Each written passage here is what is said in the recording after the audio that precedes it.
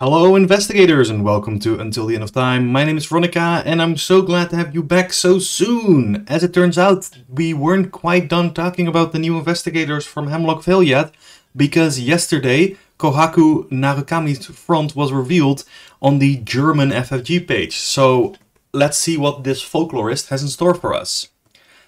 Here you go, here's the image that was put up on the German FFG page. If it's a little small, don't worry, I'll read it out for you. Zu Beginn deines Zuges füge dem Chaosbeutel entweder ein Bless- oder ein Curse-Marker hinzu, je nachdem von welcher es weniger im Beutel gibt. Du weißt bei Gleichstand.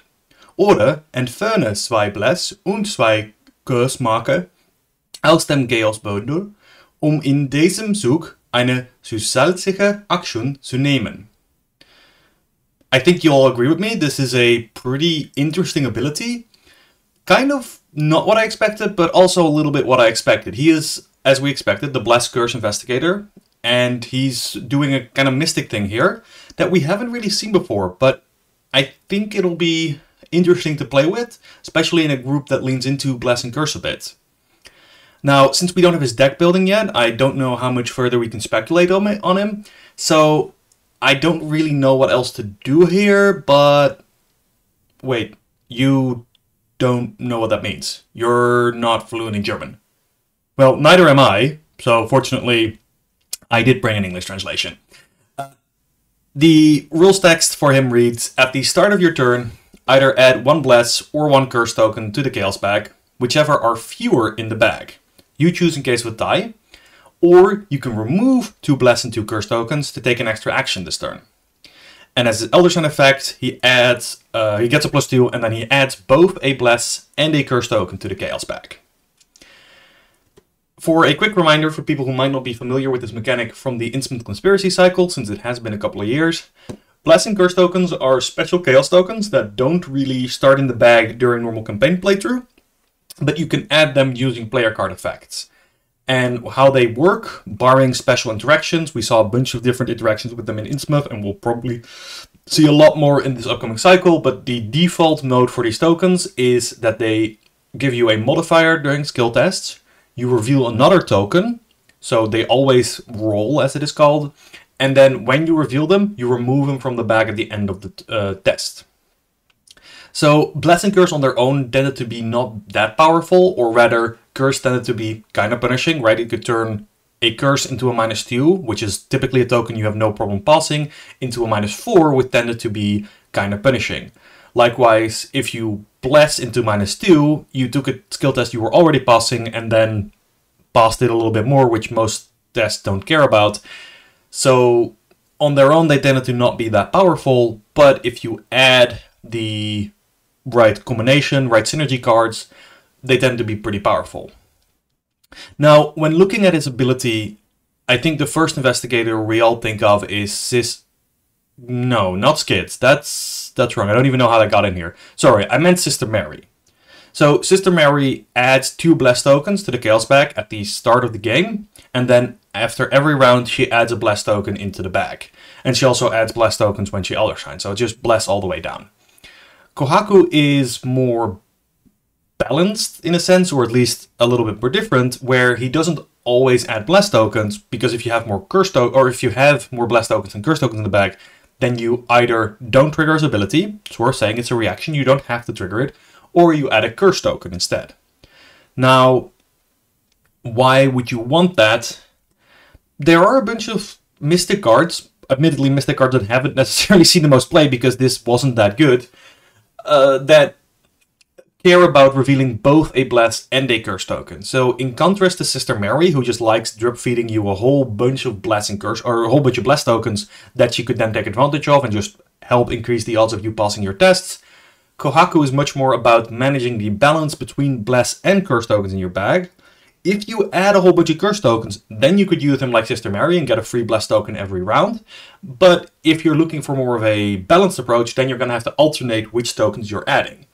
But him adding the tokens is not the only effect he does.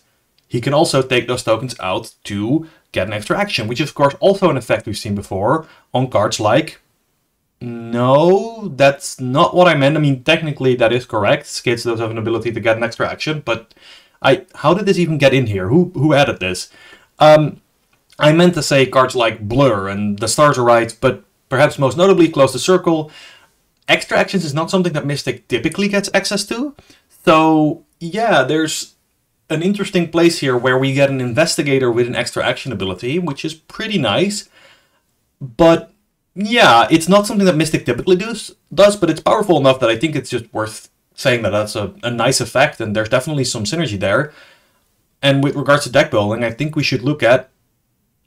Okay, this isn't funny anymore. What's going on? Why do we keep seeing Skids O'Toole? Maybe it's because there's actually something to talk about here.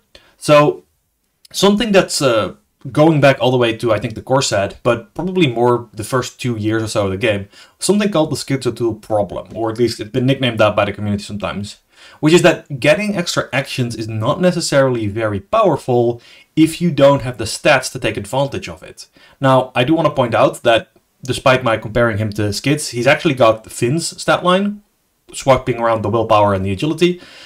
But yeah, the thing that I really wanted to emphasize here more than anything, because we do not have his deck building and I actually don't want to speculate on it too much, I think that would be kind of going down a rabbit hole, is that Kōhaku only gets a 4 willpower and 4 intellect, and so getting additional actions might actually not be that useful. One of the problems that Skid can easily run into is that giving him an extra action doesn't actually help you if you don't get to pass your tests. Fortunately, there are already a bunch of ways in the Mystic card pool to solve this, and there probably will be more. A deck archetype that I've done with Blast and Curse in the past, out of Father Mateo, and I think would work in Kōhaku, is the level 4 Sixth Sense, which cares about revealing Skulls, Cultist, Tablets, or Elder Thing tokens, but since you want to reveal Blast and Curse tokens anyway, you're probably running some of that Chaos Bag Manipulation, cards like Olive McBride, or maybe even the Grizzly Totem anyway, which synergizes nicely with Sixth Sense. And since this is a spell that doesn't use any charges but lets you investigate using your willpower, you can use typical Mystic willpower boosting cards like Holy Rosary, as well as the +2 that the Sixth Sense just gives you, and investigate all day long, even with those extra actions.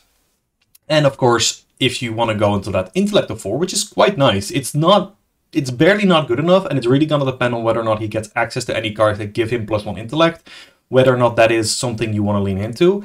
But if you do, you have cards like Alyssa Gran, which is an ally I think is actually slightly underrated. Her ability is surprisingly useful with a large number of cards, and just knowing what's going on can be a godsend. And of course, the Scarlet Keys campaign also gave us the Living Ink customizable card, which lets you pick a skill to boost for basically 3 turns.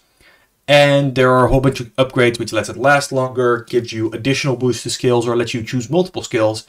So if that's something you want to do, there's definitely options there. And I think this is something that you're going to have to consider when building your Kōhaku deck, is how am I going to pass additional tests if I'm taking additional actions? That's all I really have to say for right now. Thank you for watching. This was a very short one, but I hope you enjoyed it. What do you think of him? I'm super curious to hear what the community thinks of this Investigator, because I genuinely don't know. I think it's interesting to see Bless and Curse again, but without more cards, it's hard to judge him. So please comment down below, like the video if you enjoyed it. Thank you for watching, and I'll be seeing you until the end of time.